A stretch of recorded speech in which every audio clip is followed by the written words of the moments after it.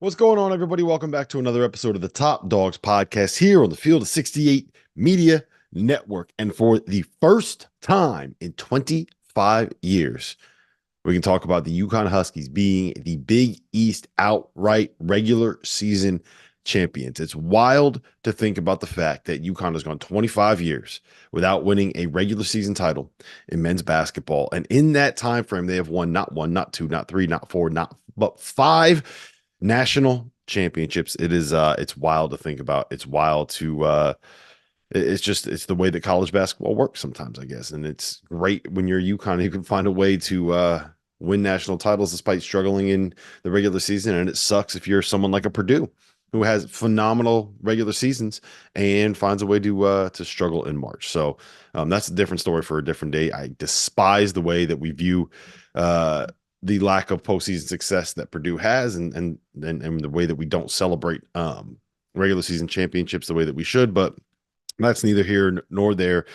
That is a conversation for a different day and not for on this podcast. 91-61, UConn beat Seton Hall, clinches sole possession of first place in the Big East, clinches the number one seed in the Big East tournament. And depending on how things play out, could end up seeing, I think it looks like it'll probably be St. John's or Seton Hall as the number 4 seed in the Big East tournament standings. There's a lot left to play there in a couple of those games. But as a reminder, if you do enjoy this content, please rate, review, subscribe, share, like. If you want to support this podcast, support the Field of 68, support Top Dogs, the best way to do it is simply engaging with the content. That is all we want. That is the best way to game the algorithm. All right, I don't want to spend too much time talking about the game because there's really not all that much to talk about. To me, there are only two storylines that come out of an absolute de-pantsing of a bubble team at home on senior night. The first is that Alex Karaban still struggling a little bit with the jump shot. We said it the other day. 3 for his last 16 from 3 coming in, 5 for his last 24 from 3 coming in games that weren't against Georgetown and DePaul, and he went 1 for 6 today. So hasn't quite found that rhythm yet. Got 2 games left to figure it out before we get into the Big East tournament, until we get into postseason play. And obviously his ability to make shots is going to really, really matter when it comes to being able to do things like win at Marquette, win at Providence, win in the Garden, win in the NCAA tournament. So I'll say it before, or I've said it before, I'll say it again. My view on this doesn't change. Let him fly, Alex. Let him fly. Your initials are AK for a reason. Shoot or shoot, get them up, and deal with the misses as they come. That's what good shooters do. That's what happens when you're dealing with small sample sizes. Everyone goes through slumps and bad shooting nights. He is still shooting above 40% in Big East play, and I believe he's a top 5 3-point shooter in the conference. Get him up. Let him fly. Fire away. The reason why he is valuable, not to go too deep into it, but the reason why he's valuable is that the simple threat of his shooting creates the space. It's not that he's making the shots, it's that he's getting them up, and teams have to chase him up the 3-point line. So that's what matters. They're eventually going to go down. He's too good of a shooter to not have him go down. And it's going to be awesome on the day when he rips off like 6 in a row, because it's going to happen, and it's probably going to help us win a game. The other thing that I wanted to talk about is that I personally thought that this was Donovan Clingan's best game probably since Gonzaga. I thought he was absolutely dominant on the offensive end of the floor.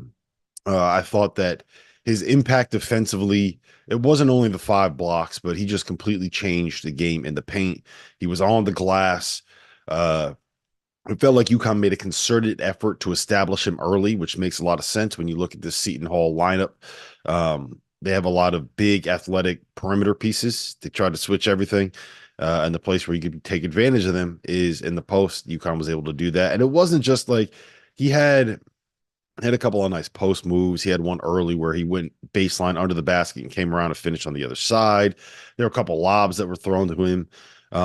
But the two things that stood out to me more than anything else, like we know about the defense, we know about the rebounding, we know about all that. There was one play on a pick and roll where the roll was thrown to him. The help side came over. He caught it on a jump stop. There was someone that was trying to seal the pass. He was able to get rid of that defender, do a drop step, throw a pump fake, go up and under through 2 players, and finish with a left hand. And it was the footwork, it was the hands, It was the fact that he had two guys around him. It was the fact that he was able to snag a ball out of the air that looked like it was going to get stolen. It was the finish. It was everything that we expected to see out of Donovan Clingan at the start of the year. That, frankly, between the injuries that he's dealt with, between the foul trouble, between some of the confidence issues, between getting back in shape, it wasn't necessarily what we've seen the entire year from Donovan Clingan. And I thought it was fantastic that we saw him play like this. I don't think it's a coincidence that that happened after another week off. And I don't envy any team that is going to have to deal with this UConn team and the way that they are playing right now. Um, they I do believe that UConn is probably locked up a number one seed in the NCAA tournament. For that to not happen, they would have to lose out in the regular season, probably lose in the first round of the Big East tournament, and have that loss come to. It looks like it'll probably be it'll be one of Butler or Xavier. So if you lose that game, I still don't even think that would be a killer, and I don't know if that would drop them below Tennessee at this point. Um, but I think that UConn is probably at this point a lock. Remember, losing at Marquette, that is not going to hurt a resume at all. Losing at Providence, it'll probably ding it a little bit because we're talking about number one seeds here, and Providence does not have the greatest profile at this point. But again, that would be a quad one loss on the road, and then losing to Butler or Xavier in the tournament would be the worst loss that UConn has this year. But again, those are good teams that are well coached in the Big East tournament. And I also don't think that UConn's going to lose out. I don't think they're going to lose all three. So to me, that is probably what would have to happen. I also do believe that UConn is getting very close to locking up a spot in Boston in the East Regional. The way that those work is the NCAA is going to try to make sure that the number one seeds are closest to home. And with where the regionals are, Houston undoubtedly is going to want to be in Dallas. Purdue undoubtedly is going to want to be in Detroit. And it doesn't matter how those teams end up getting ranked. Well, I'll talk about that in a second, but it doesn't matter how those teams end up getting ranked. Houston's going to be in Dallas, and Purdue is going to be in Detroit, and UConn is going to be in Boston, assuming that there is no other team that kind of gets in the way. And that is where Tennessee comes into the conversation. I think that right now there are really only two teams that have a realistic chance of jumping not only to the number one seed line, but past UConn on that one seed line. And UConn would have to drop to the third, to probably the fourth number one seed. But that would be Arizona, who most people have as the fourth number one seed right now, or Tennessee, who most people will have as the fourth number one seed as they continue to win down the stretch here in the SEC. And if Arizona ends up making the leap past UConn, let's just say that for argument's sake, they end up as the third number one seed and UConn is the fourth number one seed. Well, that fourth regional is out in LA. They're going to put Arizona in LA, and it doesn't matter then because UConn will be slotted back in Boston. If it's Tennessee, that's where things can get a little complicated. And I also think Tennessee has the best chance to be able to make that leap up into one of the top three seeds over the Huskies. That's because they still play at South Carolina. They still get Kentucky at home, and they still get the SEC tournament run.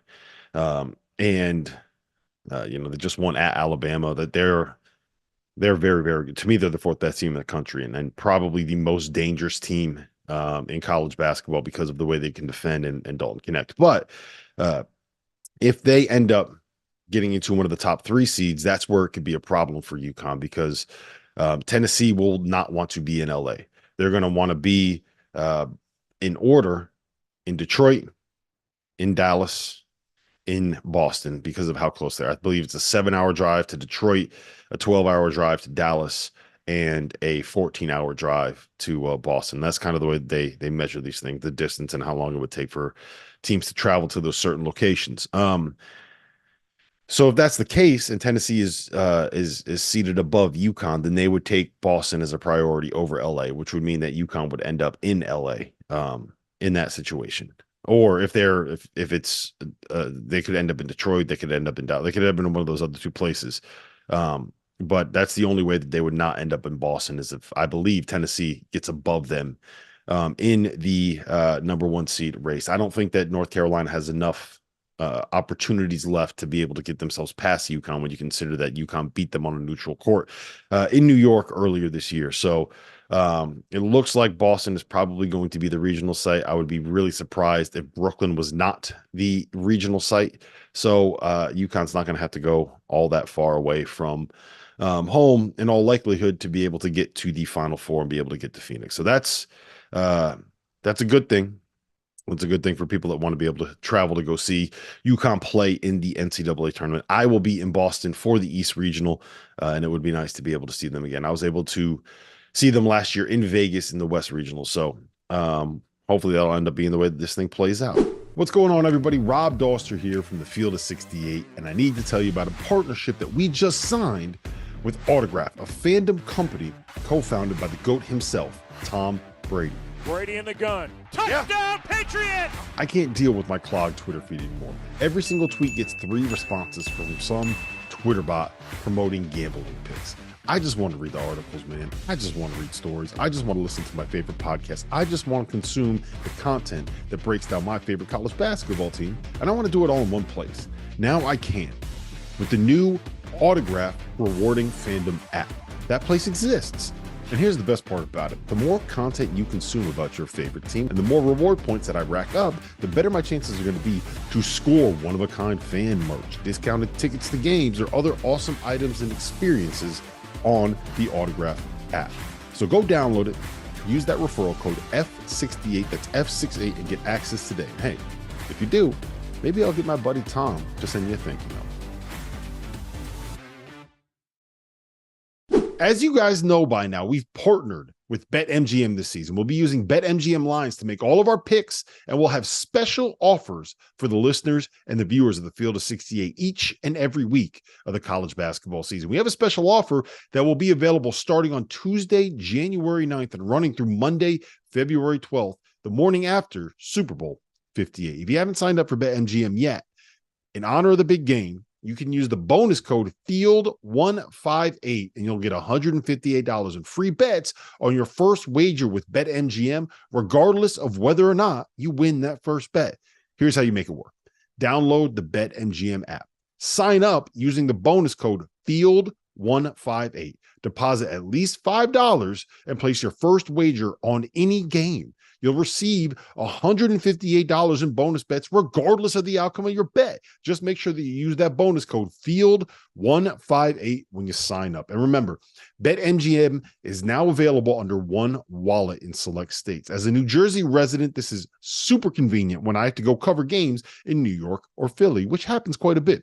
When you cross state borders, you just log into your existing account and fire away. You don't have to create separate accounts in each state. It's easy, it's simple, it's clean. And most importantly, we have some fun stuff coming up for the heart of the college basketball season. Bet insurance tokens, college hoops odd boosts, and my favorite, a nice juicy parlay boost. So download the BetMGM app and sign up today. Field 158. Now, when it comes to who is actually the best team in college basketball, I've said this before. I think that it's one of Purdue, UConn, or Houston, and it all kind of depends on really what you value and how you're kind of evaluating this thing. I think Purdue unquestionably has the best resume right now when it comes to the wins that they've had, who they've beaten, where they've beaten them, and I would think that Purdue's probably the most likely one to get the number 1 overall seed.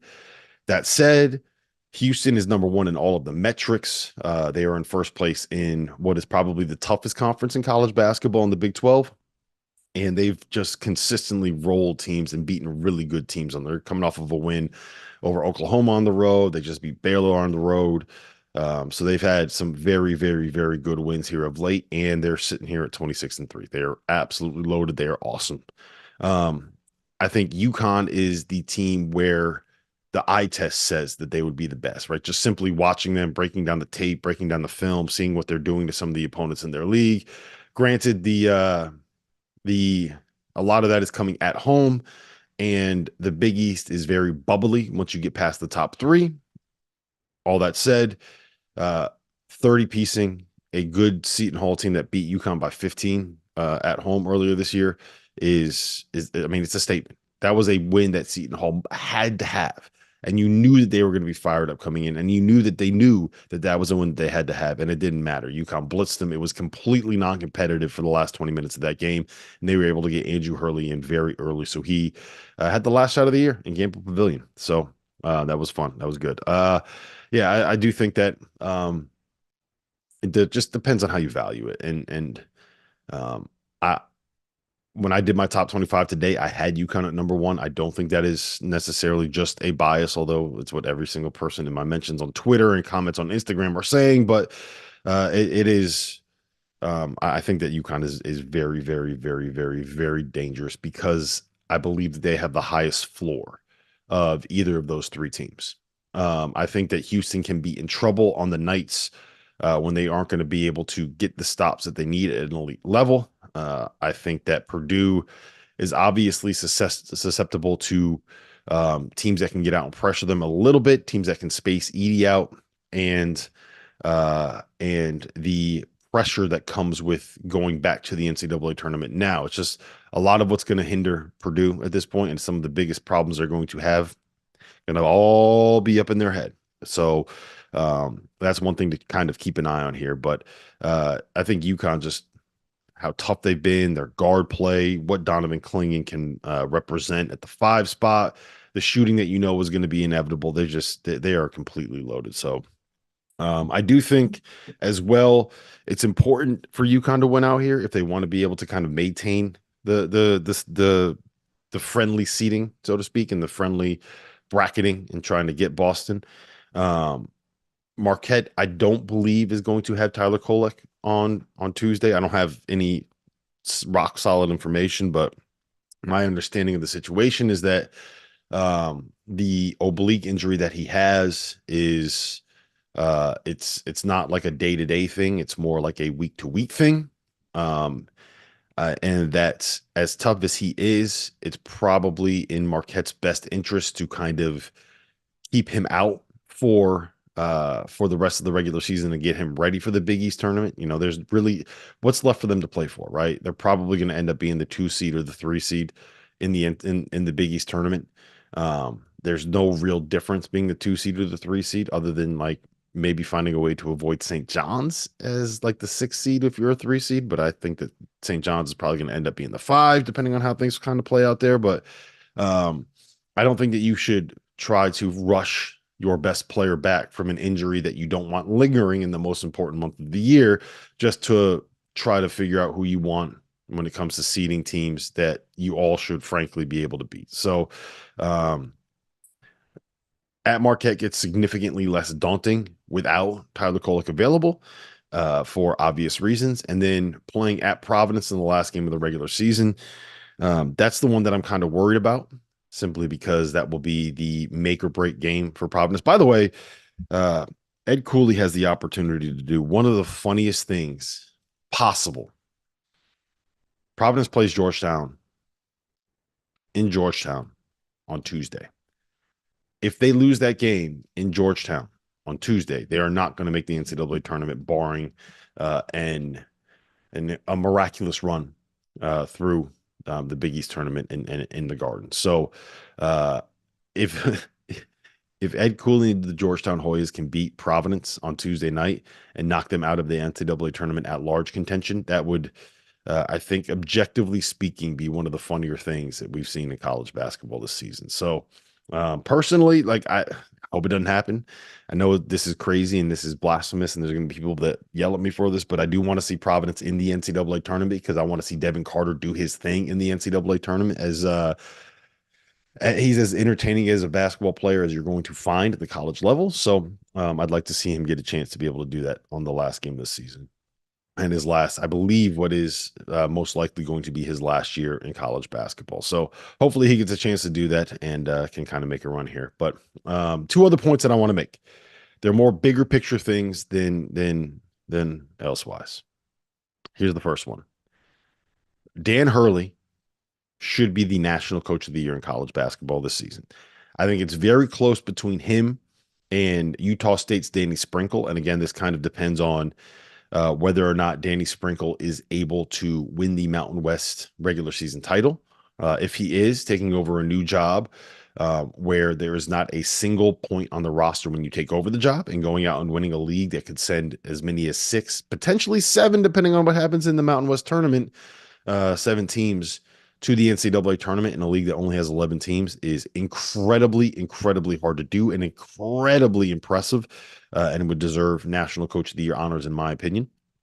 But I don't think my biggest problem with Coach of the Year is that it's who did it basically becomes who outperformed their expectations the most, right? Who did we think was going to suck that ended up being really, really good? Lamont Paris at South Carolina is the perfect example of this. They were picked 14th in the SEC. They are a game out of first place in the SEC. To me, Lamont Paris is the clear-cut SEC Coach of the Year, and there's no argument there. I am not saying anything negative against Lamont Paris. He's awesome. He's done a fabulous job, and he deserves all the plaudits that he's going to get. What I don't understand is why we don't value the ability to turn over a roster in an era where, in a portal era, in the League for the Pros era, in the NIL era where it is difficult to be able to develop culture. UConn lost their top 3 scorers, Jordan Hawkins, or the top 3 players, Jordan Hawkins, Andre Jackson, Adama Sanogo, to the NBA. They lost their 6th man off the bench, Naheem Aline, to a league rival, and they lost Joey Calcaterra. They lost 5 of their top 8 guys from last season, and they turned around this year, and it didn't stop. It didn't slow down. They rolled through non-conference play. They have won the outright Big East regular season title with a full week left in the regular season, despite having 2 teams that are top 15 teams in their conference. They are on track to potentially get a number 1 seed and maybe even the number 1 overall seed. And they are doing all of that despite being the reigning national champions and having to deal with all of the attention and all of the targets on their back that come with being the reigning national champions. And the idea that you automatically get disqualified from being in that conversation in the eyes of some people simply because you won the national title the year before is just, it's ludicrous to me. It's the same, like, so much of coaching in the college ranks, so much of being a successful college basketball coach is the ability to build a roster in the offseason and the ability to develop it, right? The head coach isn't just a coach. He's not just the in-game coach. He is the general manager. He is the guy in the portal. He is the guy building the roster. He is the guy bringing in new faces. He is the guy deciding which freshmen they want to bring in, right? He is the head coach in college basketball is the same as the general manager and the head coach in the NBA. And the idea that being able to rebuild a team as stacked as it was last year, potentially even better than they were last year, and not getting any credit for is doesn't really make sense to me. It doesn't really compute. I understand why you might vote for Danny Sprinkle over them. I get the arguments for Lamont Paris over him, and I'm not going to sit here and say that Lamont Paris doesn't deserve to be National Coach of the Year because I think there's a very strong argument to make that he does. Same thing with TJ Otzelberger. If you believe that TJ Otzelberger should be the National Coach of the Year, I don't really have an argument against him. I could put together an argument that Hurley deserves it over him, but I'm not going to sit here and say that TJ doesn't deserve the award. All I'm saying is that if you're doing a Coach of the Year tiers, there's a top 4. And those 4 are Lamont Paris, Danny Sprinkle, TJ Otzelberger, and Dan Hurley, in whatever order you want to put them in. It's very hard for me not to say Dan Hurley right now. I probably would still lean Danny Sprinkle if they win, but Dan Hurley should be there. He's going to get a lot of votes there. And if he doesn't at least win the Big East Coach of the Year award, then we need to get a recount. We need to know what's going on here. Last thing I want to mention is Tristen Newton. Okay. And I do think that there is an argument to be made that he is as influential to this, what is it now? Like a 16-month run of dominance as anybody for the UConn Huskies. I think if you go back and you look at the struggles that he had in January last year, it kind of tells you everything you need to know about what happens when he doesn't play well and what happens when he does play well. I think if you go back and look at how good he was in last year's Final Four, specifically the national championship game, it tells you everything you need to know about him then. And when you look at what he's done this year, I think it tells you everything you need to know about him now as a player this season. He is at minimum a second team All-American this year. You could probably make a strong argument for him to be first team. I think I would have RJ Davis and Jamal Shed over him personally in the backcourt.